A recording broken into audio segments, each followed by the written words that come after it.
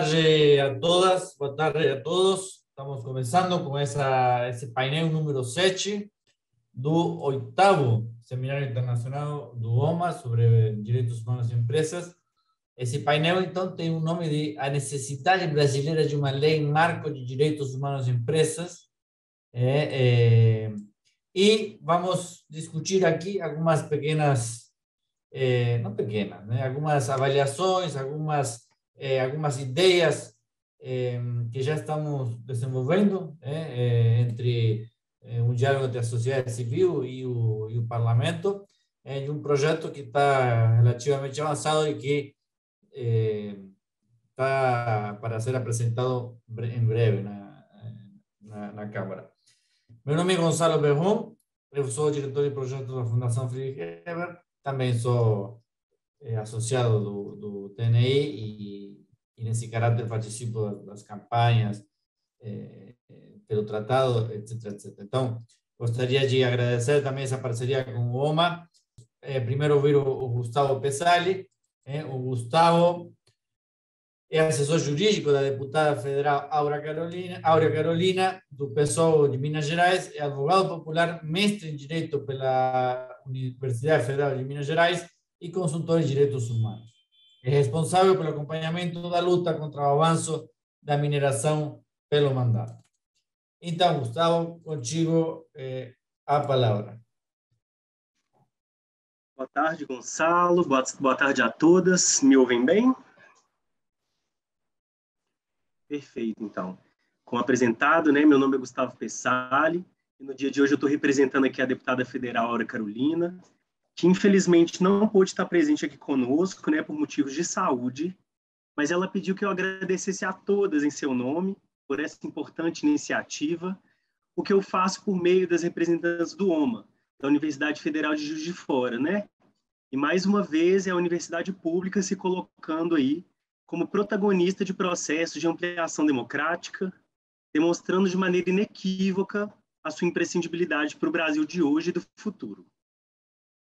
Esse evento certamente vai contribuir para a qualificação desse projeto de lei que se propõe a implementar o Marco Legal de Direitos Humanos e Empresas, tão fundamental para a promoção de uma cultura de direitos humanos no nosso país. O nosso mandato negrita que nós acreditamos que construções como essa devem ser realizadas sempre e tanto quanto possível a partir de articulações de construções e experiências de resistência e de luta territorial em diversas partes do Brasil, da América Latina, do Sul global e do mundo. Eu apresento o nosso mandato salientando que ele se propõe a realizar uma construção política coletiva que consubstancie as lutas feministas, antirracistas, de enfrentamento à LGBTfobia, se comprometendo com a defesa do meio ambiente e com o enfrentamento dos processos de dominação e violência inerentes ao capitalismo, principalmente em sua vertente neoliberal. No que toca especificamente à questão da implementação e garantia dos direitos humanos, no contexto de empresas e de seus empreendimentos, nós sabemos da existência de lacunas no ordenamento jurídico brasileiro que dificultam a prevenção de violações, bem como a responsabilização de empresas nacionais e especialmente transnacionais, assim como de seus gestores e o processo de reparação das vítimas e busca por justiça. Atualmente, nós vivemos um contexto de aprofundamento do neoliberalismo, e com ele a desregulamentação de setores de altíssima relevância, sendo exemplo central no estado de Minas Gerais, de onde falo, onde se encontram nossas atividades, né, a paulatina flexibilização da legislação ambiental de forma a simplificar licenciamentos e atrair investimentos. Nas palavras do governo do estado, tais iniciativas visam destravar obras e empreendimentos, que encontrariam na legislação ambiental, urbanística e de proteção ao patrimônio cultural entraves a uma ideia de desenvolvimento, que é, a nosso ver, equivocada. Recentemente, para dar um exemplo disso, foi firmada uma parceria entre o Poder Judiciário de Minas Gerais, o Ministério Público e o Governo de Minas, lançando o programa Destrava Minas, com o objetivo de promover supostas soluções mediadas para viabilizar grandes obras e megaprojetos que tinham sido barrados pela Justiça, em sua maioria em decorrência de ilegalidades ou inconsistências potencialmente danosas ao interesse público. Então, mais uma vez, ficamos em dúvida sobre os reais interesses por trás desse tipo de iniciativa.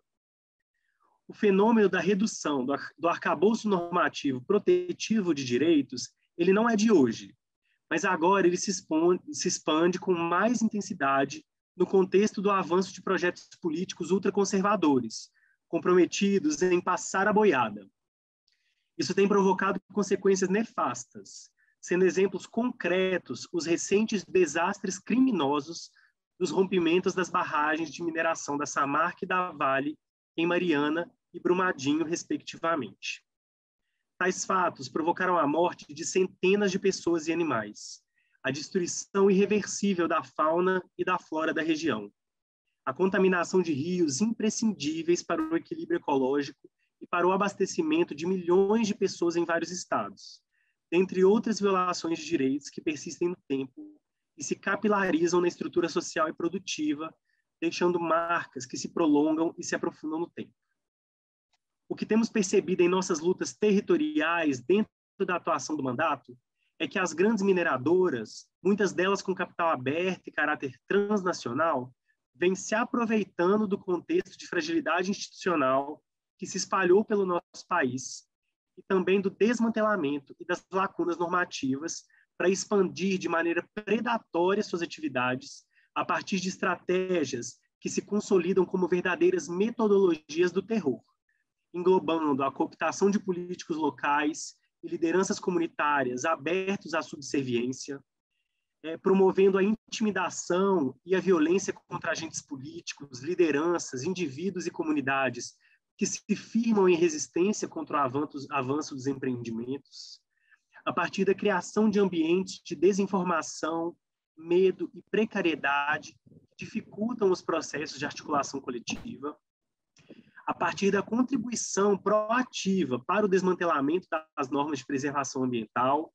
de proteção ao patrimônio cultural, de prevenção de riscos, bem como dos sistemas de fiscalização e controle, com o descomprometimento com a transparência e a publicidade de seus atos, com a absoluta ausência de sistemas internos de promoção dos direitos humanos, de prevenção de violações e de fluxos para compensação e reparação de danos, com o não comprometimento das empresas com a busca eficiente e participativa de soluções extrajudiciais para os danos causados, com a negligência em relação aos direitos de participação prévia, livre e informada dos povos e comunidades tradicionais, como são os indígenas e quilombolas, com a utilização das fragilidades do sistema de justiça, aqui compreendidas as instituições de justiça, como o Ministério Público e Defensoria, assim como do Judiciário, para protelar a assunção de responsabilidades e a indenização dos atingidos. E, por fim, a partir da criação de processos de desgaste dos atingidos, com o objetivo de desestimular a busca por justiça. Esses são alguns exemplos que eu me lembrei.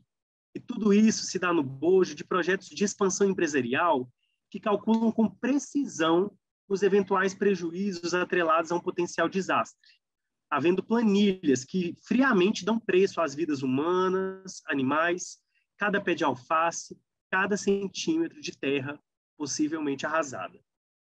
Nós não estamos aqui falando de elucubrações, tendo tudo isso sido fartamente documentado nos trabalhos da CPI da Câmara dos Deputados, que investigou o crime da Vale cometido em Brumadinho, tendo o relator proposto no parecer o indiciamento das empresas Vale, Tuvisud e de mais 22 pessoas, sendo algumas delas pelo crime de homicídio doloso.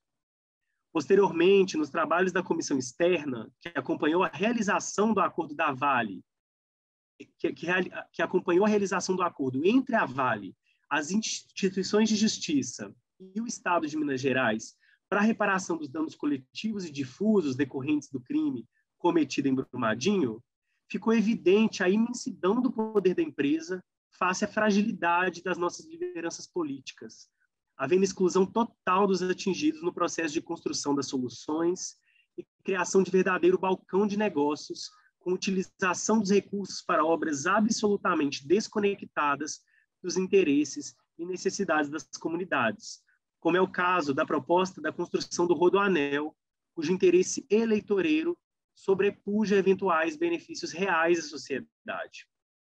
Parte dos recursos foi destinada aos políticos locais, nos municípios atingidos na bacia do Rio Paraopeba, para que decidam como aplicar o dinheiro, eliminando a centralidade do sofrimento das vítimas do processo reparatório e abrindo margem para a destinação política dos valores.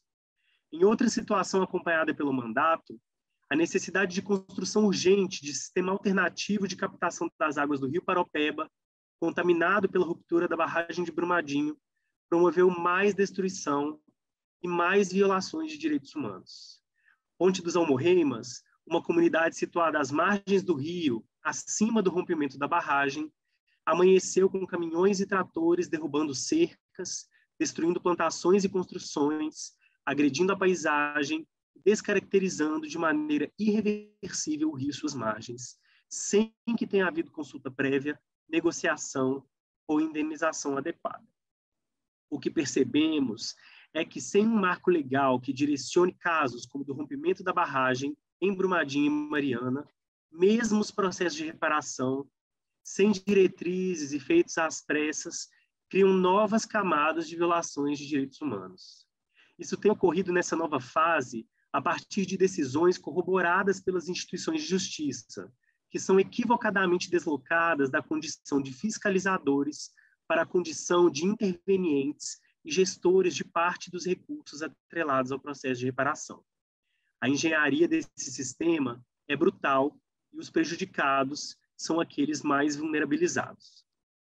Tudo isso que eu estou dizendo aqui reforma a imprescindibilidade da criação de normas que contribuam de maneira sistemática para o estabelecimento de obrigações prévias aos empreendimentos, que direcionem de maneira vinculante a atuação das empresas do nosso país e também as transnacionais que aqui atuam. Só assim poderemos pensar de maneira propositiva a prevenção e os processos de reparação. Pelas nossas vivências nos territórios, pela gravidade das denúncias que chegam cotidianamente ao mandato, fica evidente a falência da proposta trazida a partir do Decreto 9571 de 2018, que apenas estabelece diretrizes gerais, que podem ou não ser adotadas pelas empresas. A ausência de caráter vinculante fragiliza a potencialidade da proposta. Ademais, não era de se esperar que adviessem bons resultados a partir de uma normativa construída sem debate na sociedade e sem participação ativa dos movimentos sociais. Erro que esse nosso projeto de lei não pode cometer. Da mesma forma, a proposta de criação de um Plano Nacional de Ação por parte do governo federal também é insuficiente, pois, além de disposições voluntaristas, esses instrumentos possuem falhas de efetividade já observadas em outros países da América Latina, pois seu conteúdo, baseado nos princípios orientadores da ONU, não é capaz de suprir as lacunas existentes na responsabilização dessas grandes empresas. Aqui estamos reunidos em mais uma etapa de tantas que já têm ocorrido com o objetivo de compilar os acúmulos da temática de direitos humanos em empresas, para chegarmos a um projeto de lei debatido coletivamente e que contemple de maneira efetiva as necessidades de amparo e proteção do nosso povo frente à força e violência das megaempresas e megaprojetos. Há em funcionamento hoje um grupo de trabalho para a elaboração de um projeto de lei marco que conta com as assessorias parlamentares da Aura Carolina, da Fernanda Melchiona, do Carlos Veras, do Helder Salomão, mas também, de maneira fundamental, dos professores, estudantes e pesquisadores do OMA, da FES Brasil, do MAB, Movimento dos Atingidos por Barragem, da CUT, dos Amigos da Terra Brasil, do INESC, do Conectas, a Procuradoria Federal de Direitos do Cidadão, o Conselho Nacional de Direitos Humanos, a Justiça Global e tantos outros movimentos e ativistas preocupados com a temática. O nosso desejo, então, é que esse seminário seja um espaço de trocas, de construção coletiva, de legitimação democrática, de reflexões e compartilhamentos. Que a resistência e a vontade de transformação social em busca de um mundo mais justo e solidário sejam o nosso sul, e que as sementes plantadas por cada um de nós reflorestem a terra arrasada pelo contexto político atual. Da parte do nosso mandato, estamos disponíveis para construirmos caminhos para a concretização dessa proposta. Vamos em frente. Boa tarde a todos e muito obrigado. Muitíssimo obrigado. Eu te agradeço muito, Gustavo. Espetacular essa fala, conta um pouco os motivos pelos quais nós estamos discutindo isso e os argumentos, muito claro também. Antes de passar para a Fernanda, eu gostaria de voltar para os vídeos. Então, o Fernando me disse que já está no controle. Vamos ver primeiro o do Carlos e depois vamos passar para a Fernanda e depois vamos ver o do Helder, tá? Fernando, pode passar, por favor. Meus cumprimentos a todas e a todos. Sou Carlos Veras, deputado federal, presidente da Comissão de Direitos Humanos e Minoria da Câmara Federal aqui no Brasil. Este tema já foi discutido pela Comissão de Direitos Humanos e Minoria no contexto da RPU. Está mais do que na hora de avançarmos nessa agenda globalmente, sobretudo quanto à responsabilidade dos Estados e das empresas transnacionais, quanto ao impacto de suas operações nos direitos humanos, nos direitos sociais, no direito ambiental. As empresas transnacionais, muitas delas, têm mais dinheiro do que muitos países e não podem deixar a terra arrasada, como se encontra aqui no Brasil, Mariana e Brumadinho. A nossa luta é para garantir os direitos humanos, os direitos sociais, os direitos ambientais. Por isso é muito importante avançarmos nessa agenda, avançarmos nesses acordos, nesse pacto. A Comissão de Direitos Humanos e Minoria da Câmara Federal, através desta presidência, vai continuar acompanhando de perto. Muitíssimo obrigado. Muito claro essa vontade política de avançarmos, essa necessidade, né? E compromisso de avançarmos nessa agenda. Então, agradeço essa oportunidade de poder mostrar essa mensagem do Carlos e agradeço o Carlos, o Glaucus, que ajudaram também para nós termos essa participação. Então, Fernanda, gostaria de pedir para você, mas antes vou te apresentar direitinho. Fernanda Caldas Jorge, sócia da LBS Advogado e diretora do Instituto Laboro e membro da rede LADO, especialista em Direitos Humanos do Trabalho e Direito Transnacional do Trabalho pela Universidade de Castilha-La Mancha.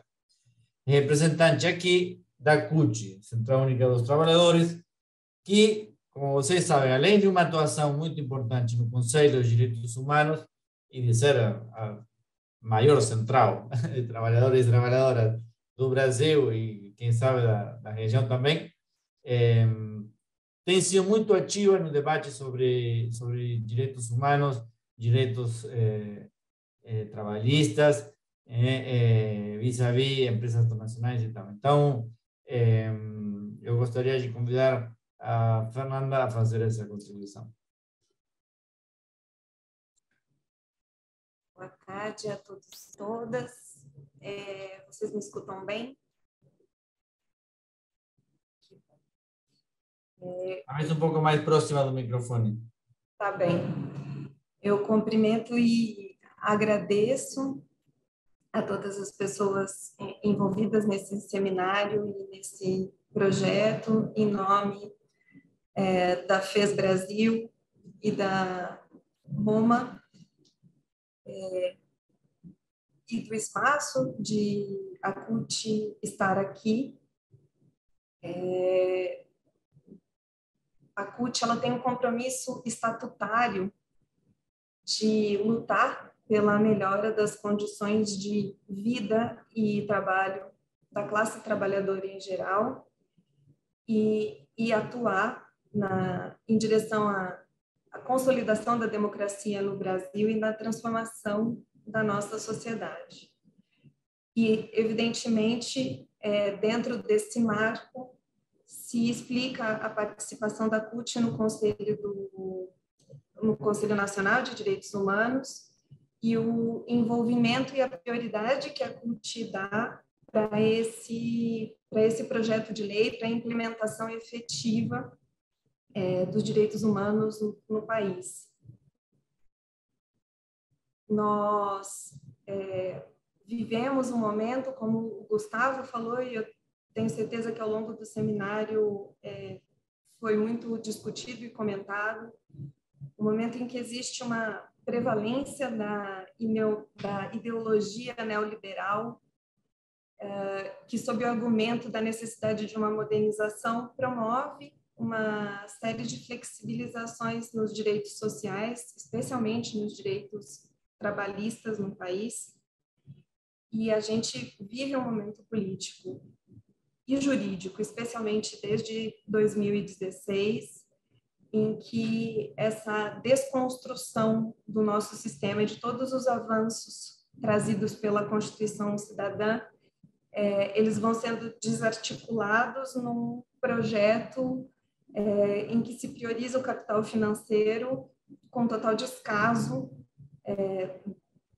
da vida das pessoas, da dignidade dessas vidas e com uma total liberdade para qualquer tipo de empreendimento. Nessa conjuntura política de construção dos nossos direitos e do que propõe a nossa Constituição, seja através de decisões judiciais, seja através de mudanças legislativas, o fortalecimento dos compromissos internacionais que o Brasil tem e a institucionalização de uma política pública e de estruturas de Estado e não de governo se mostra cada vez mais importante. Daí o destaque da atuação do Conselho Nacional e o destaque da articulação para construir esse projeto. Enfrenta-se no mundo a disputa, né, entre a criação de uma regulação internacional vinculante e a defesa do lado das empresas de princípios norteadores que se possam aderir de maneira voluntária para a implementação. E isso é muito... Essa disputa e essa contraposição, ela é muito semelhante à disputa que se dá entre capital e trabalho no que diz respeito aos direitos sociais no nosso país e no mundo. E nesse contexto político em que nós vivemos, acesso aos sistemas e a exigibilidade dos compromissos internacionais firmados pelo nosso país são fundamentais para a gente enfrentar esse cenário político, enfim, que nós temos vivido com a desconstituição de várias políticas e de vários, até mesmo, conselhos nacionais. Então, é um tema central para a CUT, prioritário, e daí o nosso envolvimento, o nosso agradecimento e a nossa intervenção, especialmente o Gustavo mencionou muitos dos desastres ambientais e todas as consequências que eles trouxeram, a necessidade do protagonismo das pessoas atingidas e a grande contribuição que a CUT traz para esse debate é justamente o protagonismo do trabalho. Um dos traços dessa ideologia, dessa nova razão do mundo centrada no capital, é querer propagandear que o trabalho está em extinção e tornar invisíveis e irreconhecíveis as pessoas que executam esse trabalho. Então, nós identificamos nesse projeto de lei e na efetivação, na concretização dos direitos humanos no Brasil, uma ferramenta, um elemento muito importante para a construção de uma ecologia do trabalho, de um sistema que seja centrado na existência digna das pessoas. Então, esse fator ele não pode ser esquecido, né? Porque o trabalho tem um caráter de identidade, de pertencimento das pessoas, de uma espécie de carta de ingresso à cidadania. Ele é um mecanismo de inclusão muito importante. Num contexto em que nós voltamos ao mapa da fome, que enfrentamos o desemprego e todas as consequências da pandemia, então, a importância de sistematizar e estruturar para além das vontades ou do ânimos destruidor dos governos do momento. Então, nós estamos participando desse projeto intensamente. Essa é a nossa fundamentação política de estar presente aqui, a grande contribuição que a Central pode trazer para esse grupo. E o Gonçalo me havia pedido para avançar um pouquinho mais, além nessa apresentação inicial, para além de explicar a participação política da CUT, o envolvimento, e tentar ressaltar para vocês o quanto isso é estruturante e prioritário na agenda da Central. Ele pediu para eu contar um pouco de como nós estamos desenvolvendo a discussão da estrutura desse projeto de lei. Então, eu vou avançar para esse ponto. Só um minuto. Uma das... a Universidade Federal de Juiz de Fora tem um grande trabalho por meio do Roma de pesquisa e de análise dos planos de ação nacional mundo afora e mostram sempre a fragilidade dos planos de ação que tendem a priorizar essa tendência de serem muito abrangentes, muito genéricos, muito principiológicos e transferirem a responsabilidade pelo viés de uma adesão voluntária. Então, pensando nisso, as discussões elas têm sido orientadas para a criação de um projeto de lei muito bem sistematizado, em que, para além dos princípios normativos gerais das demissões, houvesse discorrer efetivamente sobre as obrigações do Estado no seu papel de promoção, de prevenção das violações de direitos humanos. Uma parte discutindo as obrigações das empresas e empregadores em geral, e aí o Estado também entra aqui, porque o Estado também é empregador, dos mecanismos de efetivação concreta desses direitos humanos e desses compromissos internacionais assumidos pelo país, estruturação propriamente dita da política nacional, com mecanismos de monitoramento, de acompanhamento da implementação, inclusive contando com uma participação ativa da sociedade, seja através do sistema de justiça, Ministério Público, Defensoria Pública, mas também da sociedade, através da atuação sindical, por exemplo, uma parte em que se trate especificamente e dando o protagonismo que eu mencionava antes para os direitos das pessoas atingidas por essas violações de direitos humanos, e uma parte mais processual com a preocupação de efetivo acesso à justiça, tanto nacionalmente como uma visão mais ampla. Então, eu acho que é isso. A grande preocupação é que consigamos fazer com que o Plano Nacional do Brasil não seja optado por essa tendência de irresponsabilidade das empresas que ficam com adesão restrita ao voluntarismo e nessa confusão jurídica, e sim de uma tentativa de que as responsabilidades sejam nomeadas e efetivamente cumpridas. E isso, para nós, especialmente depois de reforma trabalhista, previdenciária e uma série de outras medidas que vêm tentando destruir o nosso sistema protetivo do trabalho e da dignidade da pessoa que estão na Constituição.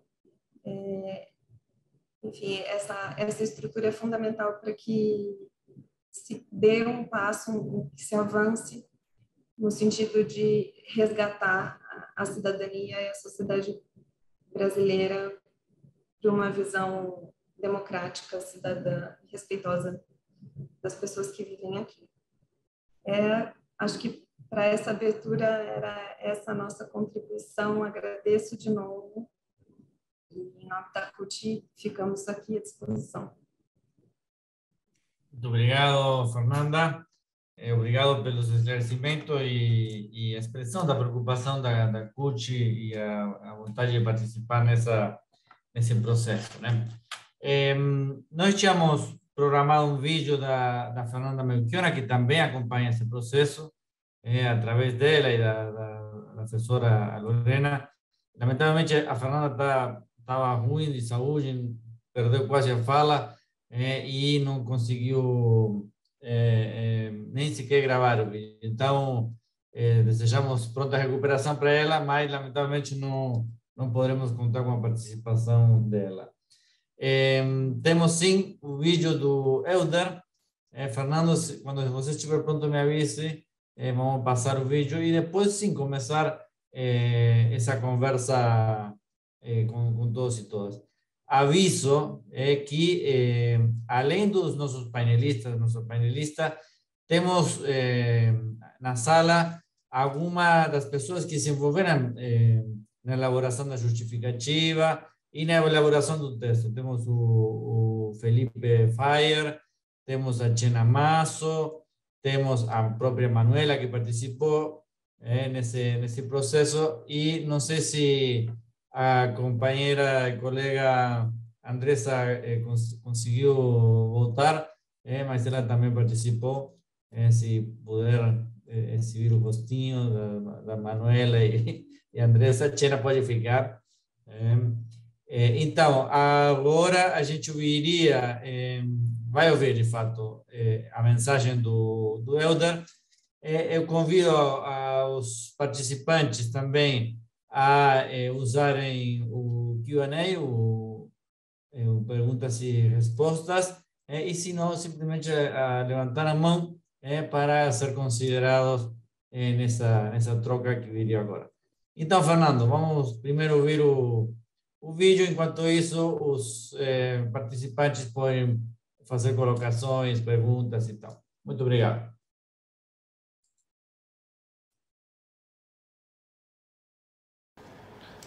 Sou Helder Salomão, deputado federal do Parlamento Brasileiro. Em 2017, o Brasil assumiu diversas responsabilidades e recomendações sobre direitos humanos no âmbito da revisão periódica universal. Dentre elas, o compromisso de elaborar um plano de ação sobre empresas e direitos humanos. De lá para cá, poucos passos foram dados. O Brasil precisa avançar muito neste debate em sintonia com a comunidade internacional. Aqui no Brasil, são frequentes os crimes ambientais praticados por empresas. Os mais recentes e os mais simbólicos foram os crimes ambientais ocorridos no estado de Minas Gerais, em Mariana e Brumadinho.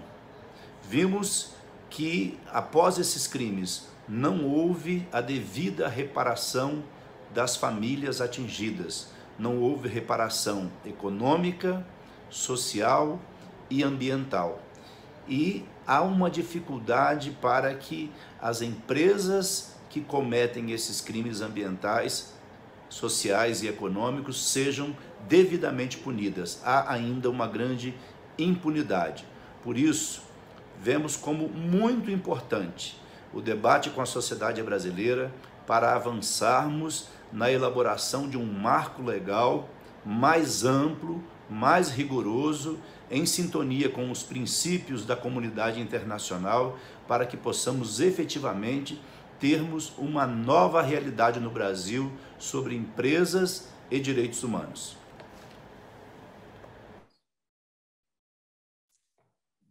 Muito bom ouvir o Helder. Como eu falei, o Helder foi um dos primeiros que se envolveu com essa formatação. Porque tem que dizer uma coisa: aqui tem uma pergunta no chat que fala o que falta para os parlamentares se envolverem com o processo. Não é que não tem envolvimento dos parlamentares com processos ou com casos ou situações de violações de direitos humanos por causa da operações das empresas. O que acontece é que a gente verificou uma certa sistematicidade, não, dessas violações e faz algum tempo, não muito, que a problemática começa a ser trabalhada de forma específica, separada como um campo, mesmo dos direitos humanos. Aliás, recomendo para vocês um livro que o OMA construiu, onde ele fala exatamente como é esse processo e qual é a situação em termos de matéria de direitos humanos de empresa no direito brasileiro. E como está faltando justamente isso que a sociedade civil e vários parlamentares, vocês viram que tem parlamentares importantes envolvidos e comprometidos com esse processo, além de nós da sociedade civil. Então, mas é um processo que está em crescimento, é uma matéria muito complexa e, obviamente, não são muitos que querem trabalhar, porque isso aí implica, de algum jeito, uma certa limitação ao poder econômico, né? Como eu acho que foi a Fernanda que falou, isso aqui faz parte da luta entre no capitalismo, né? Entre a classe trabalhadora, ou os trabalhadores, ou seja, os que possuem e os que não possuem o famoso meio de produção. Então, implica um conflito, não muitos têm a coragem e a vontade de comprar essas brigas, né? Então, mas há uma crescente consciência do assunto e o fato é que esteja sendo discutido o projeto está falando disso. Eu tenho aqui entre os painelistas a minha querida colega, amiga, a professora Manuela Holland, que quer, não sei se perguntar ou falar. Manuela. Olá a todos e todas, todos. Obrigada, Gonçalo, por passar a palavra. Obrigada, Gustavo, Fernanda e demais que estão aqui nos ouvindo. A gente realmente, né, tinha conversado já com os demais deputados, mas, enfim, tiveram essas intercorrências, né?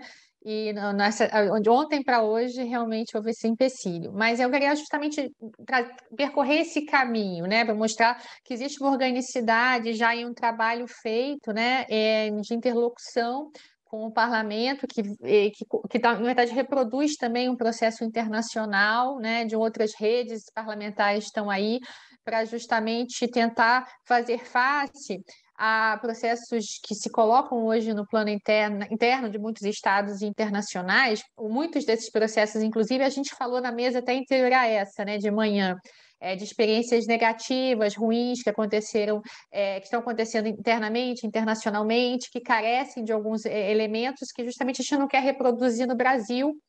E essas frentes parlamentares, quer dizer, né, enfim, essas alternativas, elas têm que ser também confeccionadas efetivamente, já que é um processo de regulamentação, né, junto a parlamentares, né. Eu vou colocar aqui só dois elementos, assim, né, que o OMA faz parte do GT Corporações, que tem mais de 20 organizações, centros de pesquisa e organizações da sociedade civil, que já faz uma interlocução há muito tempo, né, junto enfim, algumas instâncias governamentais para querer justamente trazer mais para perto dessa agenda aqueles que possam advogar efetivamente em prol dos direitos humanos sob a perspectiva de atingidos e atingidas. A gente tem uma parceria, no caso, então, muito próxima da PFDC, né? O Gonçalo sabe, por conta disso a gente realizou a primeira audiência pública, né? A gente ajudou a organizar, e claro que isso foi chamado pela PFDC, com a participação de mais 100, né, pessoas e atingidos e atingidas no segundo seminário de balanço do caso do Rio Doce, na Federal do Espírito Santo, 2017, se não me engano, e nessa audiência, logo depois dessa audiência, justamente foi feita uma nota técnica, e algo que foi muito, né, digamos assim, compartilhado na vivência dos atingidos e atingidas, foi que justamente havia muito domínio das empresas no território, né, muito até do que o Gustavo mencionou, né, do que é uma praxis, né, e no tocante a tanto a prevenção quanto a reparação ou não reparação de violações de direitos humanos por empresas, que beneficiam as empresas de um marco de impunidade e coloca as empresas aí, né, como protagonistas desses processos, né?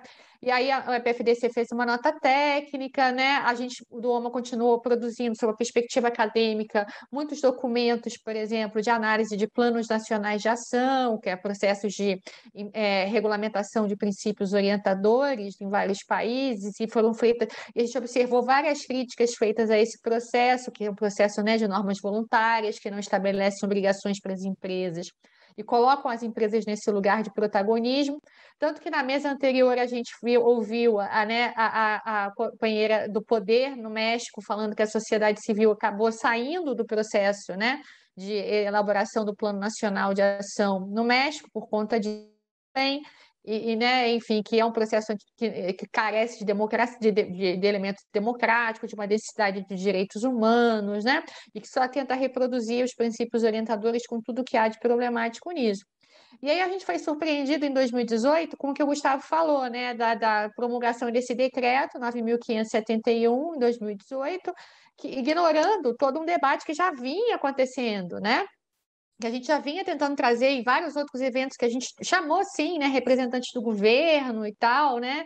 Bom, eu tive uma relação um pouco próxima com esse processo, porque eu fui chamada por um grupo de WhatsApp para participar da elaboração desse decreto, e eu falei que não era representante da sociedade civil, que tinha que ser uma chamada mais coletiva, me retiraram no mesmo dia do grupo do WhatsApp, né? De um representante, enfim, de governo que estava capitaneando isso, né?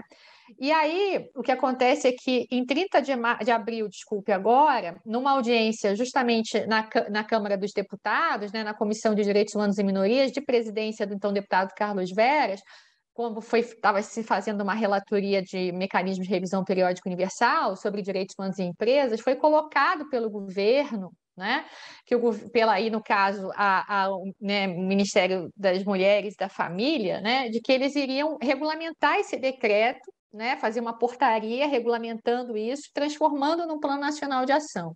Iam tentar corrigir só a questão democrática, né, esse déficit que é inegável, democrático, mas iam fazer isso, né?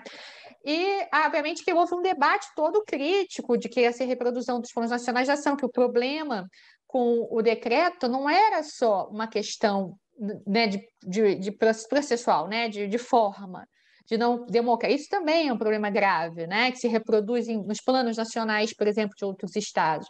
Mas é uma questão de conteúdo, né? Tanto que a gente também, numa articulação com o CNDH, né, a gente observou a elaboração da resolução número 5, né, em 2020, que foi lançada agora, de Diretrizes Nacionais de Direitos Humanos e Empresas, quer dizer, que eles chamam até de antidecreto, mostrando, olha, o quanto que o decreto não corresponde às demandas da sociedade e às experiências reais que acontecem, não é?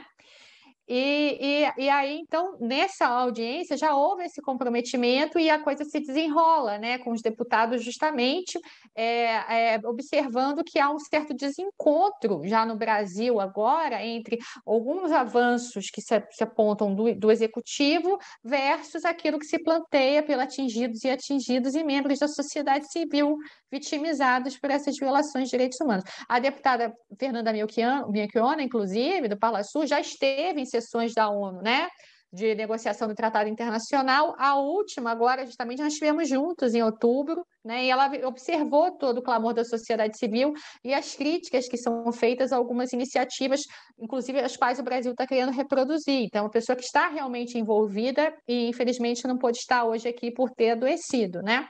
Então, só para mostrar que existe uma organicidade, um acompanhamento, sim, né? E a nossa preocupação é justamente essa, quer dizer, que agora, por exemplo, eu até compartilhei com os colegas que o Herbert Barros, que é diretor de proteção e defesa dos direitos humanos do Ministério da Mulher e da Família, né?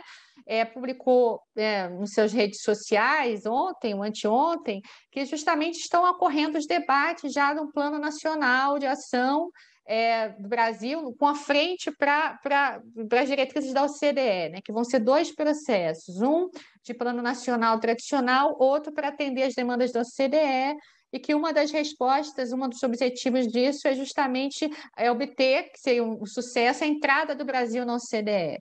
Quer dizer, você vê já aí uma debilidade no tocante que é a prioridade com relação aos direitos. Em nenhum momento se fala o Brasil realmente se assume, né, como um dos territórios de maior violação de direitos humanos, que abrigou o caso da Bacia do Rio Doce, abriga, né, e Brumadinho com impunidade, agora 6 anos já no caso, né, da Bacia do Rio Doce, com todo esse marco de impunidade, enfim. Então, parece que o governo não nos escuta, né? Não escuta as iniciativas, a audiência pública sobre direitos humanos em empresas, a audiência pública de mecanismo de revisão periódica universal na Câmara, né, dos Deputados, enfim, vários outros processos da sociedade civil aos quais ele é convidado.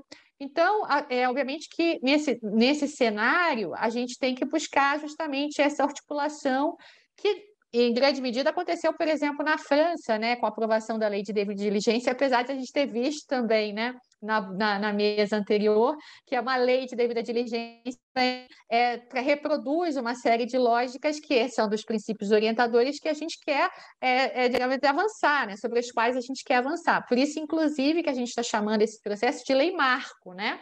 Não é nem o Plano Nacional de Ação, nem uma lei de devida diligência. E eu acho que seria muito importante o Brasil, tendo em vista a posição que ocupa na América Latina, a posição que ocupa no sul global, né? Tendo tido esses episódios horrendos, né, da Bacia do Rio Doce e Brumadinho, servir agora de exemplo positivo em algo que seja não colonizado, né, que seja autônomo, numa coisa que seja realmente que apresente uma proteção efetiva de direitos humanos e não só um discurso pró-empresa que vem sido importado, né, como diretriz assim, para a entrada na OCDE, para a entrada nos mercados internacionais de obtenção de investimento externo, né, direto, como tem o Brasil comprado, né, com o discurso que tem sido comprado aí pelo Brasil.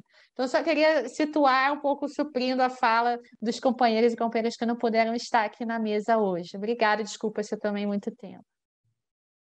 Obrigado, Manuel. Antes de passar para o Gustavo, eu queria dizer exatamente isso, né? Que esse tipo de leis, esse tipo de políticas, esse tipo de iniciativa, se não dialoga e não responde, não são feitos na base das demandas e das necessidades e das violações concretas, realmente não tem nenhuma legitimidade. Segundo o que você falou, parece como que o plano é feito para entrar na OCDE, como requisito para entrar na OCDE. O que nós estamos colocando é exatamente o oposto. Nós precisamos disso porque acontecem cotidianamente violações no território, na realidade, e por isso que necessitamos uma lei. Gustavo? Não, me senti plenamente contemplado, assim, né? Uma pergunta complexa, né?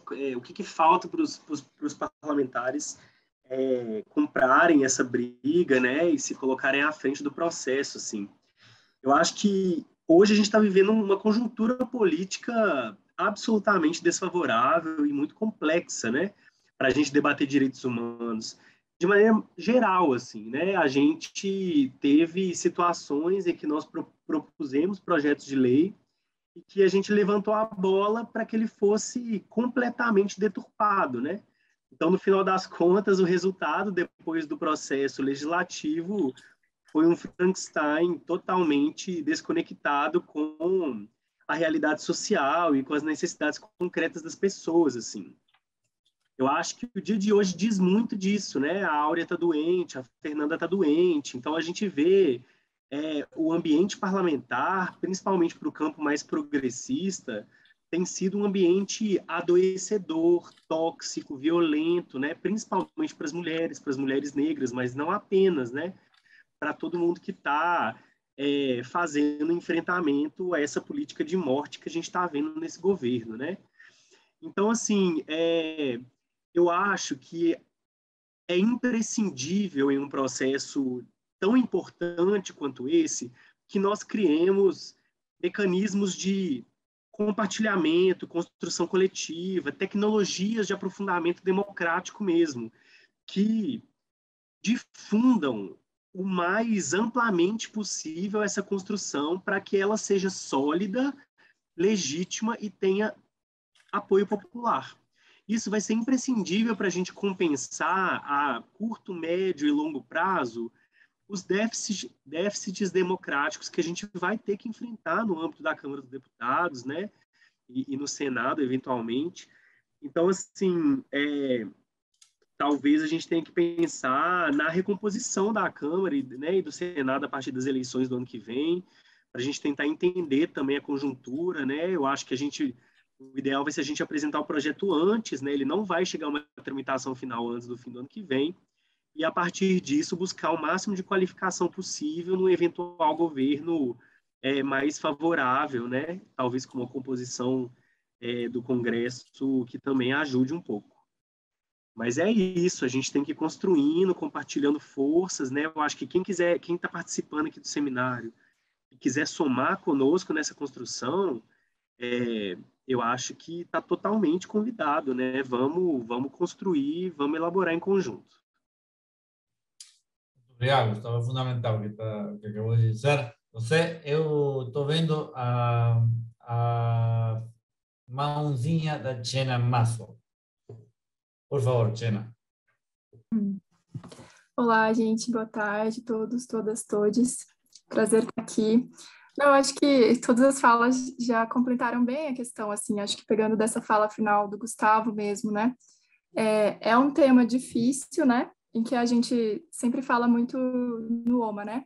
A gente está numa situação de disputa, né, entre ideias de devida diligência, ideias de planos nacionais de ação, que são coisas, né, que vêm muito de fora para o Brasil, né? Então também tem essa dimensão de que talvez uma lei de devida diligência para a Alemanha, né, como se debateu hoje de manhã, possa até ter algum efeito, né?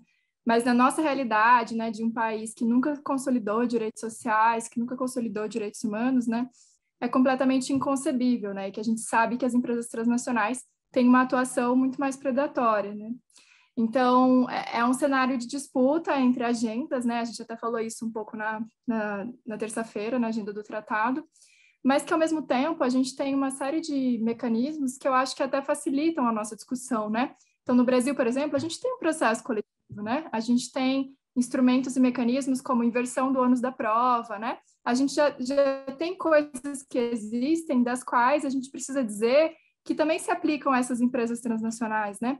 E tem muita discussão que a gente traz nessa proposta de lei marco, por exemplo, centralidade do sofrimento dos atingidos, que é uma coisa que avançou muito nos debates do Rio Doce, ou nos debates de Brumadinho, que já aparece, né, na proposta de política nacional dos atingidos por barragem, que já está em trâmite, que ao mesmo tempo a gente tem, né, trabalhamos aqui no seminário, né, todo um avanço sobre os protocolos de consulta também, e há uma forte discussão no Brasil sobre a audiência pública, mecanismos de participação, né, então é um caráter inovador de uma lei marco que é difícil, mas que a gente tem uma trajetória, né, a gente tem, por exemplo, a Convenção do Tabaco, né, que fala sobre a não participação de empresas transnacionais no processo de negociação da convenção, então existem precedentes e coisas, né, e que a gente precisa desvelar nessa disputa, e eu acho que é um pouco do desafio que a gente vai enfrentar.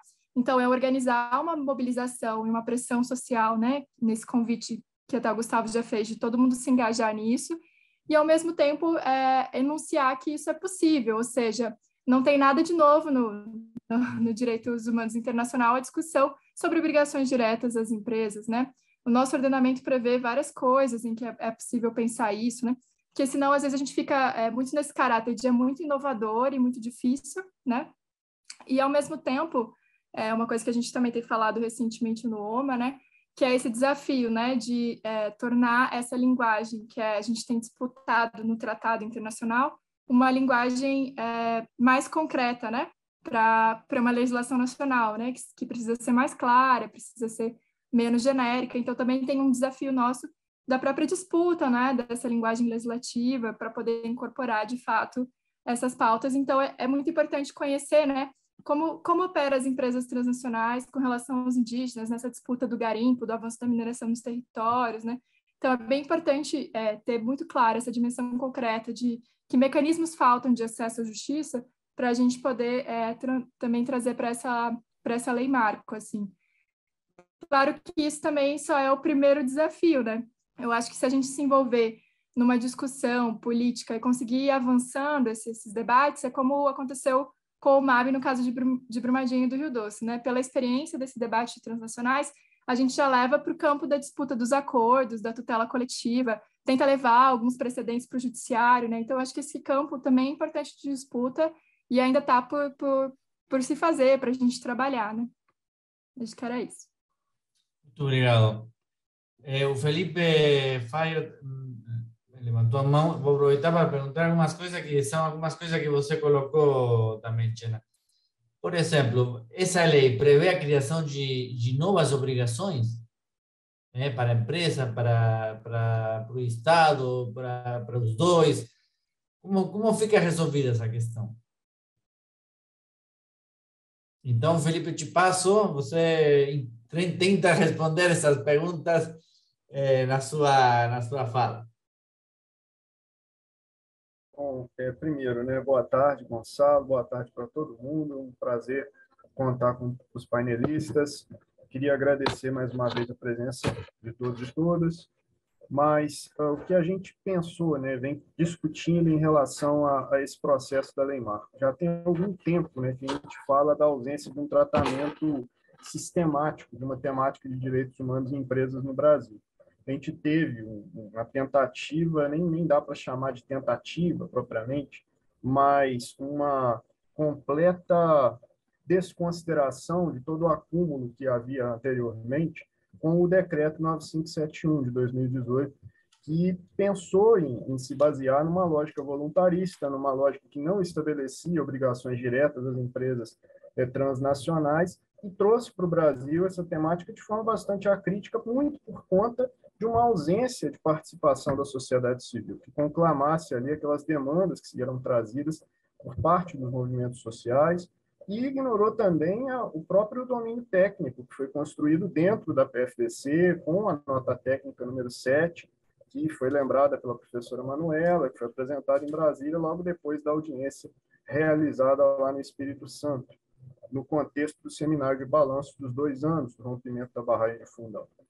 E qual a consequência disso? A gente tem hoje uma política que aposta muito em selos de certificação, situações de códigos de boa conduta para as empresas, e não avança sobre o aspecto de estabelecer obrigações efetivas, algo que na discussão internacional já é lugar comum, está dentro ali das propostas da campanha.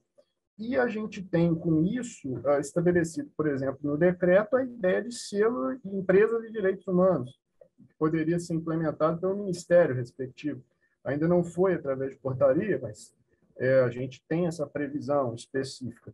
E a gente sabe que isso é totalmente ineficiente, totalmente insuficiente, tendo em vista que a Samarco, por exemplo, tinha uma certificação ambiental. Tinha certificação ambiental ISO 14001, que é relativa à responsabilidade ambiental para uma organização internacional. Então, por mais difícil que seja a conjuntura, é preciso que a gente estabeleça, através de uma construção coletiva, uma lei marco, algo que possa, de fato, estabelecer essas obrigações diretas para as empresas e que elas se baseiem nos princípios que foram já construídos com base na resolução número 5. Essa, sim, objeto de uma construção coletiva do Conselho Nacional de Direitos Humanos, que envolveu diversas organizações, entre elas, inclusive, a CUT, né? Pôde contribuir com uma série de previsões relativas à precarização do trabalho e também ao trabalho decente. Nós tivemos instituições de justiça participando, como o Ministério Público do Trabalho. Isso se refletiu em uma estrutura que pode ser replicada num futuro projeto de lei, com princípios específicos que vão direcionar obrigações, sim, para o Estado, que é responsável pela proteção dos direitos humanos, pela prevenção das violações, mas também para as empresas. E é nesse ponto que a gente tem uma falha muito evidente por parte do decreto, ao não estabelecer essas obrigações diretas às empresas. Além disso, mecanismos de prevenção que são bastante discutidos. A Tiana lembrou da existência do princípio da centralidade do sofrimento da vítima. Está sendo lembrado aí no projeto de lei que versa sobre o direito das populações atingidas por barragens.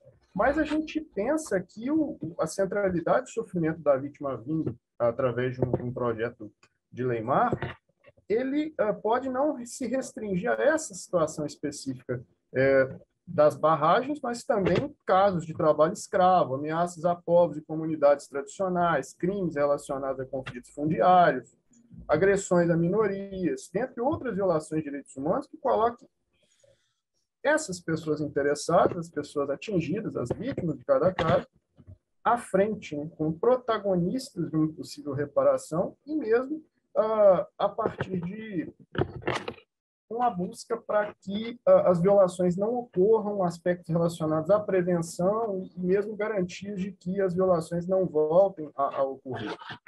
E entre as medidas de prevenção pensadas nesse possível projeto de lei, poderíamos lembrar de algumas que já estão previstas no texto da resolução, como, por exemplo, uma que reconhece a desigualdade existente estrutural entre as partes envolvidas nos litígios.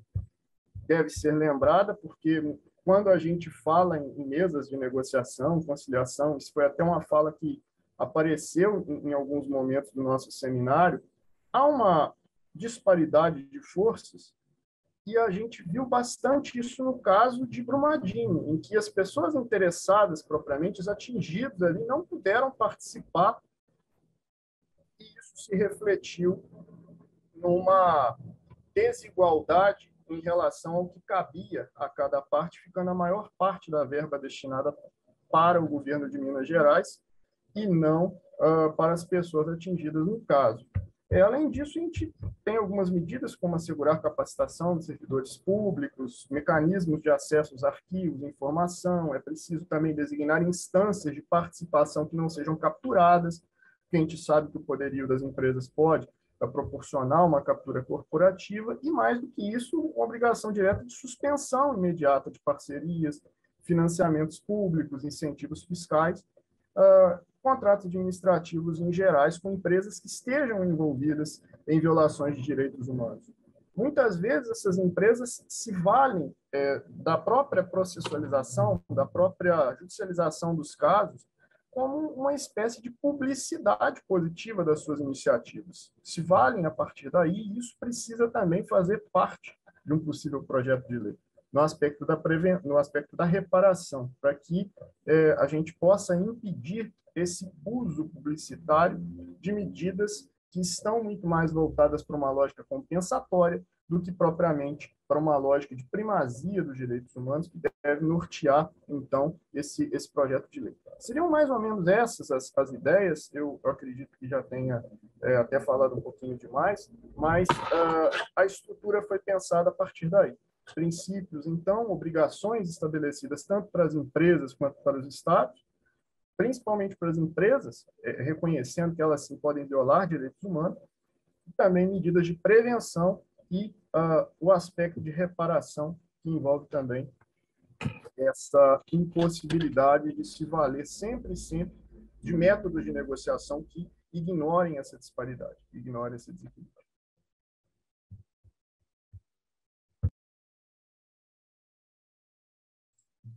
Muito obrigado, Felipe.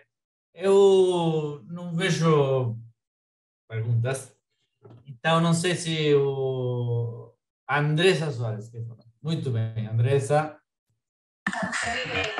Gente, desculpa se eu cair, porque a internet aqui está um pouco instável. Eu queria fazer uma pergunta, mais em relação à experiência, né, da Fernanda e do Gustavo.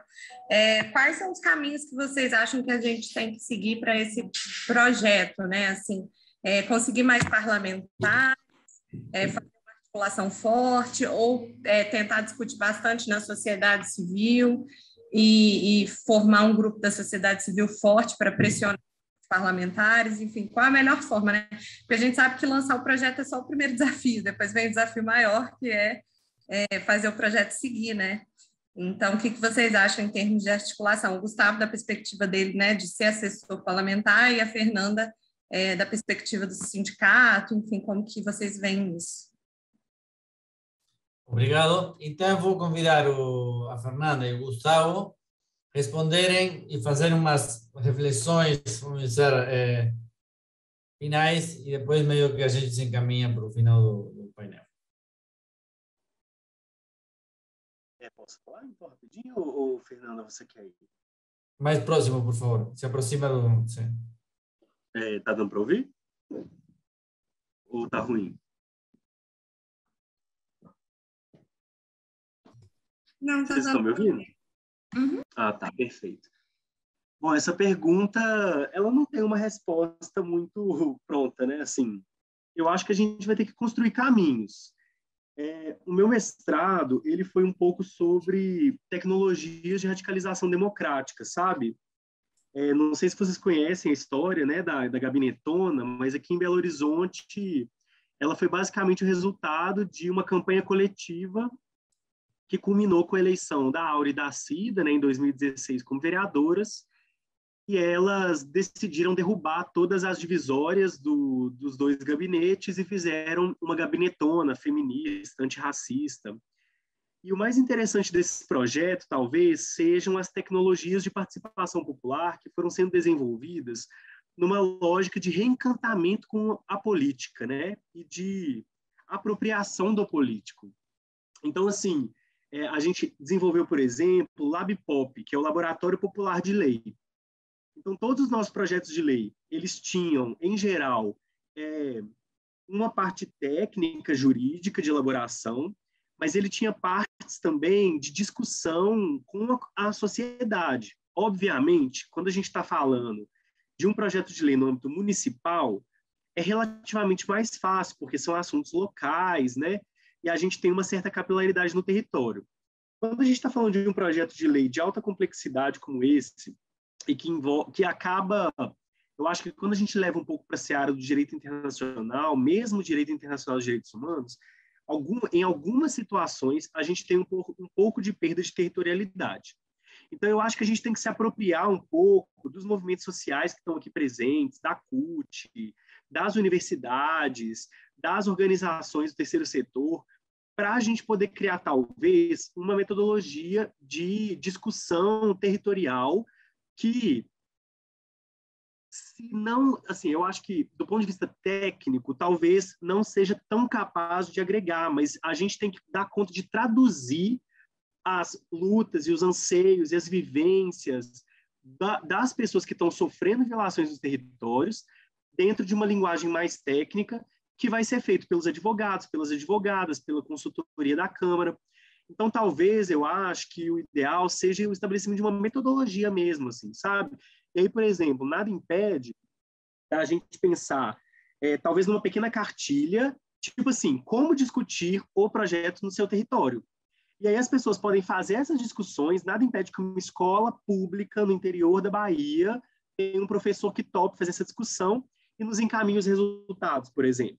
Eu acho que esse tipo de coisa bota na sociedade a discussão e amplia a mobilização em torno do projeto. E essa mobilização, para mim, popular, porque assim, eu sempre estive assessorando a minoria da minoria nas casas parlamentares. Então, eu assessorei o PSOL na Câmara Municipal de Belo Horizonte, em que de 41 parlamentares tínhamos 6 na esquerda, né, no campo progressista, dentro de um espectro amplo de esquerda ainda.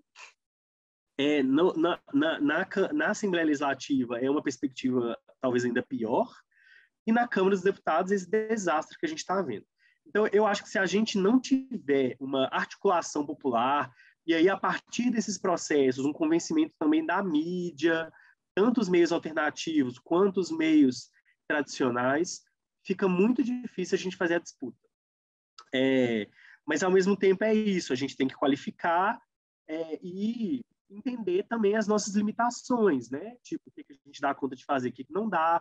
As temporalidades também, elas são diversas, né? A urgência de um projeto como esse é alta, mas, ao mesmo tempo, de que adianta um projeto que, no final das contas, a gente não vai dar conta de sustentar. Então, eu acho que a gente tem que tentar fazer de tudo um pouco, mas eu acho que talvez tentar fortalecer um pouco essa mobilização e participação na elaboração. Então, vou dar um exemplo. Quando o projeto de lei na Câmara Municipal chegava via proposta popular, os vereadores se sentiam compelidos a aprová-lo. Então, é diferente de quando um projeto é apresentado por uma minoria na Câmara dos Deputados. Então, a deputada Áurea, o deputado Carlos Veras, meia dúzia de deputados, tipo assim, que por mais expressivos que sejam, no conjunto da obra lá apitam pouquíssimo ou quase nada, né? É diferente, por exemplo, da gente fazer uma iniciativa popular. Não estou dizendo que a gente deva apresentar esse projeto por iniciativa popular, mas eu estou dizendo que, por exemplo, essa é uma estratégia que na Câmara Municipal de Belo Horizonte tinha alta eficácia, do ponto de vista da aprovação final dele. Então, eu acho que a gente tem que ir pensando mais ou menos nesse sentido, assim. Encerrando minha fala, queria agradecer pelo debate de hoje, pelas construções que estamos fazendo. Eu acredito que esse é apenas mais um momento imprescindível, importantíssimo para que esse processo seja o mais radicalmente democrático possível. E contem comigo e com o mandato da deputada Áurea Carolina, do PSOL de Minas Gerais, para a gente aprofundar, expandir e divulgar tudo isso que a gente está fazendo aqui. Muchísimo obrigado, Gustavo. Nós que agradecemos mesmo o seu engajamento e o do gabinete da Áurea. Estamos juntos, tá? Fernanda. A minha fala é muito alinhada com a do Gustavo. As nossas experiências mais eficazes dentro do Congresso Nacional nesses últimos 5 anos foram aquelas que tiveram maior mobilização social e maior compreensão da sociedade. Então, a reforma trabalhista, por exemplo, justamente pela falta de conexão direta que as pessoas faziam e pelos discursos, ela engajou muito menos do que a reforma previdenciária. E aí a capacidade de resistência, é claro que estamos num contexto ruim e que as reformas elas são desestruturantes, mas a nossa capacidade de evitar avanços ainda maiores foi mais efetiva quando houve maior engajamento da sociedade nesses temas. Outro exemplo é a campanha nacional pelo direito à educação, que conseguiu conquistas importantes no último período. Então, eu faço coro ao Gustavo sobre a importância e a necessidade dessa mobilização da sociedade em geral sobre esse tema e para conseguir isso, a necessidade de um trabalho da comunicação para que as pessoas entendam do que se está falando. Outra articulação que tem sido importante na defesa dos direitos sociais nesses últimos períodos são a criação de frentes parlamentares, que permitem uma articulação e um engajamento dessas frentes amplas, como o Gustavo mencionou, que o espectro é maior, e considerando a configuração, ainda que haja eleições no ano que vem, mas considerando a configuração dos últimos anos, esse tipo de articulação dentro e fora, então a mobilização social mais como uma pressão e a articulação interna para conseguir levar adiante na tramitação legislativa. Do ponto de vista do movimento sindical, como eu quis dizer no começo, existe uma crescente tomada de consciência da importância desses instrumentos justamente pela conjuntura em que nós estamos vivendo. A necessidade de recorrer a instituições como ONU, como OIT, como Sistema Interamericano. Então, eu acho que, além desse esforço de mobilização, é necessário fortalecer e inclusive, estreitar a participação dos movimentos sindicais de base em projetos como esses, aproximação com a academia, para que haja maior apoio e maior utilização no momento em que, de fato, esses instrumentos, esses recursos são cada vez mais necessários para que nós defendamos até mesmo a Constituição de 1988 e todos os outros compromissos. Eu agradeço também, em nome da CUT e em meu nome pessoal, a oportunidade de estarmos aqui, reconhecendo a importância de todo esse seminário, mas também, especialmente dessa mesa em que a gente fala desse envolvimento político nesse assunto. E me despeço convicta de que este é mais um passo de que seguiremos juntos ainda, combatendo um bom combate. Agradeço. Muitíssimo obrigado, Fernanda. Estou vendo aqui no chat. Não estou achando uma das perguntas que parece que tem. Não sei onde está. Felipe, você quer falar com a pergunta que não estou vendo aqui no chat? Achei.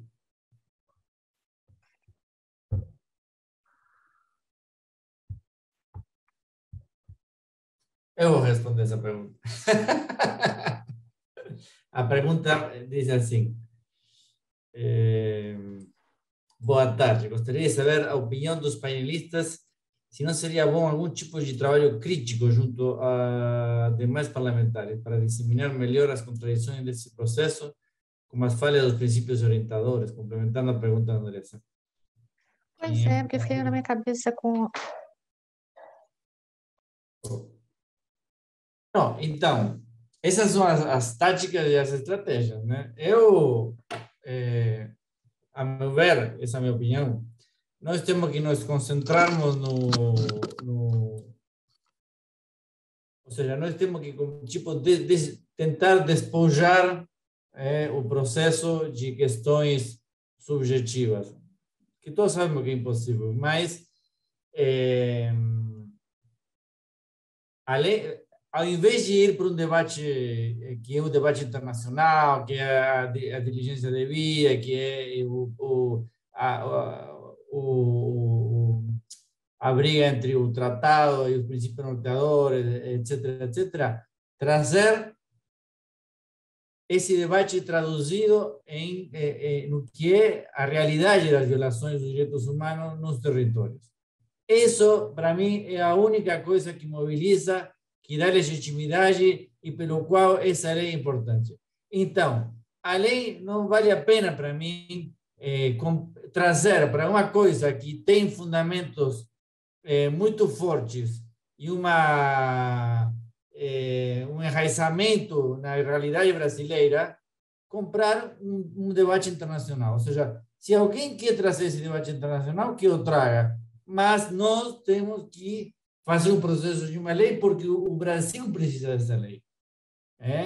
Porque, senão, até um certo ponto, também nós vamos estar trazendo lógicas alheias à nossa realidade para produzir uma lei que o Brasil o cidadão e a cidadã do Brasil, sobretudo as comunidades afetadas e afetados, precisam. Então, para mim, essa é a estratégia. Por que também? Porque essa estratégia é a estratégia que vincula os deputados e as deputadas com os territórios. E vocês não têm que perder de vista isso. Os deputados e as deputadas se devem aos territórios deles, porque é ali onde tem os votos neles. Esse é o pessoal que elegeu eles. Então, o pessoal que elegeu eles não pensa no debate entre o tratado e os princípios norteadores. Pensa nas violações que estão acontecendo no terreno, como a mineradora está estragando todo o meio ambiente, como a companhia telefônica, não sei o que, está cobrando taxas abusivas, como os produtores de soja estão poluindo a água, esse tipo de coisa. E é na base desse tipo de coisa e desse tipo de conflito que nós temos que elaborar a melhor lei. Obviamente, nós temos que trazer toda a experiência que tem, mas acrescentar conflitos que não são da natureza brasileira a um debate que já é de por si conflitivo, eu acho que não é a melhor estratégia. Então, a meu ver, é isso, enraizar essa lei nos problemas que nós temos no Brasil, no território brasileiro, e as violações que acontecem na base, nas comunidades e tal. Então, para mim, essa é a melhor estratégia. Claro, depois tem todas as estratégias que a oportunidade, quando essas leis devem ser apresentadas, quando não, etc, etc. Mas isso aí é um debate já mais da tática e estratégia. Eu acho que se a gente constrói uma lei, que é a lei que os afetados e as afetadas do nosso país precisam, está resolvido o problema. E nós vamos ter a grande legitimidade que a gente precisa para avançar numa lei. Eu ia concluir, mas eu vou concluir de fato, e vou passar a palavra para a professora Manuela Roland, fazer as saudações. Eu acho que vai ter ela alguma opinião também. E eu agradeço desde já a Gustavo, a Fernanda e as equipes dos parlamentares que ajudaram também no processo, a equipe do GOMA e também a equipe da FES, que a Ana Cláudia e o Fernando que ajudaram também na produção do evento. Eu não cortei o cabelo, eu tenho uma coleta. Manuela, obrigado, hein? Não, eu só queria complementar, antes, obviamente, depois, não sei se a gente faz encerramento, porque, enfim, né, o painel ficou mais curto também com a falta desses autoristas convidados, né, convidadas, mas é que também a gente tem esse instrumento de trabalho que é a resolução número 5, né, 2020, dentro disso que o Gonçalo está falando, né, assim, de alguma coisa que ecoe mais, né, a voz dos atingidos e atingidas dos movimentos, do que é a representação do CNDH. Se você for ler a resolução número 5, fica muito evidente, né, ali o que tem de demarcação e de diferença frente ao decreto, né, outras iniciativas aí governamentais, né, parece que vão sendo pensadas. Eu não sei se a gente também seria importante fazer pelo menos um trabalho pelo menos de maior difusão até da própria resolução número 5, né? Que já está pronta, né? E que, enfim, e que não é tão conhecida, e eu acho que seria mais do que fazer um trabalho de não alguma coisa, né? Ou não, princípio, já fazer um trabalho de sim alguma coisa, que é a resolução número 5, né? Que teve um trabalho grande aí já de elaboração, né? Enfim, eu acho que seria uma estratégia importante também de comunicação do que a gente pretende, né? Que não está tirando do nada, né? Que já foi um acúmulo e foi uma dificuldade também muito grande, né? Acho que foi um avanço também grande. E é isso, e eu, assim, em nome do homem, eu queria agradecer a vocês, Fernanda, Gustavo, Gonçalo, todos e todas que estão aqui nos ouvindo, aos intérpretes, aos membros do OMA, aos nossos estudantes e pesquisadores, pesquisadoras, né, que ficamos a semana aí desde terça-feira, tivemos também 2 oficinas à noite. E eu acho que a gente está sempre, né, no OMA tentando justamente dar espaço para as diferentes vozes e tudo que é essa multiplicidade dessa agenda de direitos humanos e empresas. Tem umas que a gente vê que a gente avança mais, tanto que a gente vê que a gente avança menos, porque justamente, né, não é uma agenda fácil, né? E quando a gente mais se aproxima do núcleo do poder, do que realmente tem ali a possibilidade efetivamente de mudança, né, de estrutural, ela vai precisando de instrumentos ainda mais complexos, né? Tendo em vista elementos políticos, o Estado brasileiro, que ele o que ele está hoje também, ainda pior, né? Enfim. Mas eu acho que é uma construção, enfim, e estamos aí, né? Para somar e para a gente avançar nesse aspecto. Muito obrigada aí a todos e todas.